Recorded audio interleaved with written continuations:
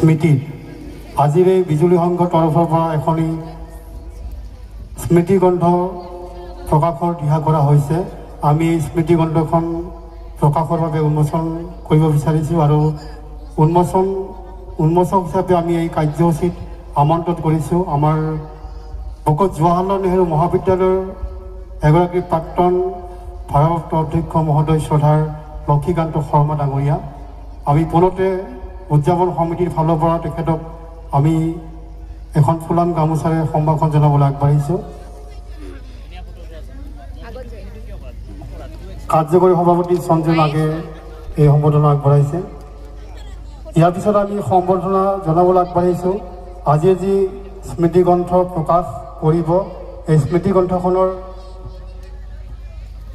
যিগৰাকী সহযোগত এই স্মৃতি গ্ৰন্থখন সম্পূৰ্ণ ৰূপত প্ৰকাশ কৰিবলৈ সক্ষম হৈছে, আমি তেওঁলোকক আপোনালোকৰ আগত চিনাকি কৰি দিব ওলাইছোঁ। এই স্মৃতি গ্ৰন্থখনৰ সভাপতিৰ দায়িত্বত আছিলে বিপ্লৱ ৰাভা, এগৰাকী সন্মানীয় শিক্ষক। আমি বিপ্লৱ ৰাভাক শ্ৰদ্ধাৰে সন্মান জনাই এখন ফুলাম গামোচাৰে সম্ভাষণ জনাবলৈ আগবাঢ়িছোঁ। ইয়াৰ পিছতে এই স্মৃতি গ্ৰন্থ প্ৰকাশ, এই স্মৃতি গ্ৰন্থখনৰ সম্পাদক পবিত্ৰ কৈৱৰ্তক দায়িত্ব দিয়া হৈছিলে। আমি তেখেতকো অনুষ্ঠানৰ যোগেদি শ্ৰদ্ধা জনাই এখন ফুলাম গামোচাৰে সম্ভাষণ জনাবলৈ আগবাঢ়িছোঁ।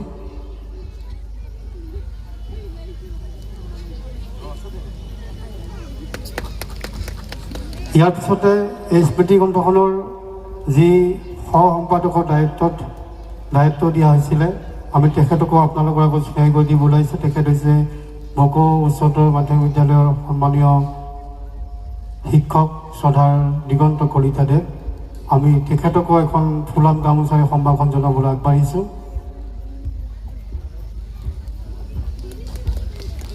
আমি ইয়াৰ লগে লগে সমান্তৰালভাৱে আমি স্মৃতি গ্ৰন্থখন উন্মোচন কৰিব বিচাৰিছোঁ।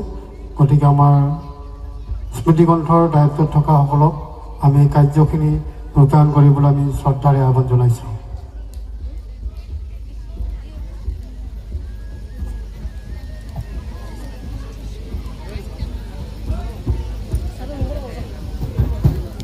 বিশিষ্ট অতিথিসকল আৰু সন্মুখত উপস্থিত হোৱা আই মাতৃসকল সকলোকে প্ৰণাম জনাইছোঁ। দীঘলীয়া হোৱাৰ খাতিৰত মই সকলো মানুহৰ নামখিনি লোৱা নাই। এতিয়া মোৰ বিষয়টো বেলেগ। বিহুৰ বিষয়ে ইতিমধ্যে বহুখিনি কথা আলোচনা হ'ল আৰু মই খুব সুখী যে আজিৰ যিখিনি মানুহ ইয়াত উপস্থিত হৈছে আৰু যিসকল বক্তাই বক্তব্য ৰাখিলে সেইটো ফলপ্ৰসূ হৈছে। আপোনালোকে বহু কথা আজি বক্তাসকলৰ মুখৰ পৰা জানিব পাৰিছে। এতিয়া স্মৃতি গ্ৰন্থ উন্মোচন বিজুলী সংঘৰ ৩৩ বছৰ হ'ল। ৩৩ বছৰত ৰূপালী জয়ন্তী বৰ্ষত বিজুলী নামৰ এখন স্মৃতি গ্ৰন্থ উলিওৱা হৈছিল। তাৰপিছত উলিওৱা নাই আৰু ছেকেণ্ড এইখন ডক্টৰ গণেশ্বৰ চহৰীয়াৰ সোঁৱৰণিত শ্ৰদ্ধাৰ ঘৰ হিচাপে এইখন উলিওৱা হৈছে। এতিয়া ইয়াৰ তাৎপৰ্যটো হ'ল কি, প্ৰতি বছৰে উলিয়াব লাগে। আজি যে আপোনালোক ইয়াত আছে, কোন কোন আছে কোন কোন নাই, গোটেইখিনি বস্তু ছবি এটা ইয়াতে থাকিলহেঁতেন। প্ৰত্যেক বছৰে যদি থাকে, কোন সভাপতি কোন সম্পাদক কোনে বিহু পাতিলে কোন কোন আহিল, চিঠিখন ইয়াতে সন্নিৱিষ্ট হৈ থাকিলহেঁতেন, গোটেইখিনি জানিলহেঁতেন। 1993 চনৰ পৰা এতিয়া 2024 চনলৈ আমি হিচাপ কৰি চাইছোঁ, ইয়াৰ ইতিহাস ভালকৈ পাবলৈ নাই।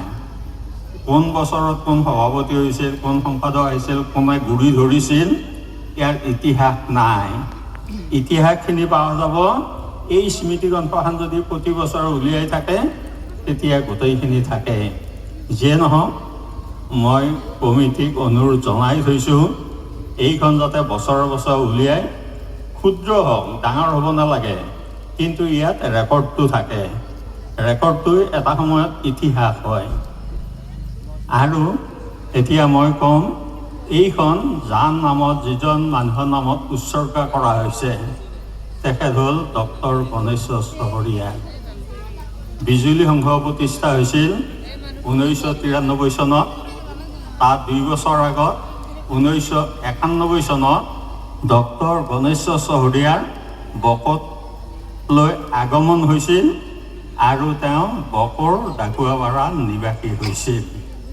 আৰু তেওঁ নিবাসী হোৱাৰ পিছত তেখেতৰ কাৰ্যকলাপ, তেখেতৰ বক্তব্য, তেখেতৰ ভাষণ আপোনালোকৰ শুনাৰ সৌভাগ্য হৈছে। সেইবিলাক মই নকওঁ, কিন্তু এজন গুণী জ্ঞানী পণ্ডিত মানুহ আছিল আৰু বকো ডাকুৱাপাৰাৰ গৌৰৱ আছিল। সেইজন মানুহ আমি হেৰুৱাইছোঁ। আজি এই মঞ্চখন আমি শূন্য শূন্য পাইছোঁ। জুবিনবিহীন বিহুৰ নিচিনা ডক্টৰ চহৰীয়াবিহীন আজি ডাকুৱাপাৰাৰ বিহু হৈছে।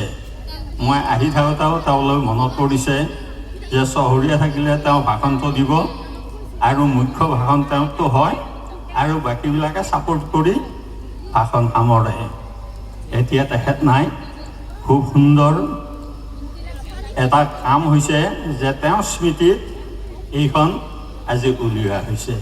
গতিকে চহৰীয়া স্মৃতিটো চিৰযুগমীয়া হ'ল। এইটো বৰ ডাঙৰ কথা, খুব সুখৰ কথা। মই উদযাপন সমিতিক ধন্যবাদ জ্ঞাপন কৰিছোঁ তেওঁলোকৰ চিন্তাত এই বিষয়টো সোমোৱাৰ কাৰণে। গতিকে এই স্মৃতিগ্ৰন্থখন উন্মোচন হোৱা বুলি ঘোষণা কৰি মোৰ চমু বক্তব্য ইমানতে সামৰিছোঁ। ধন্যবাদ।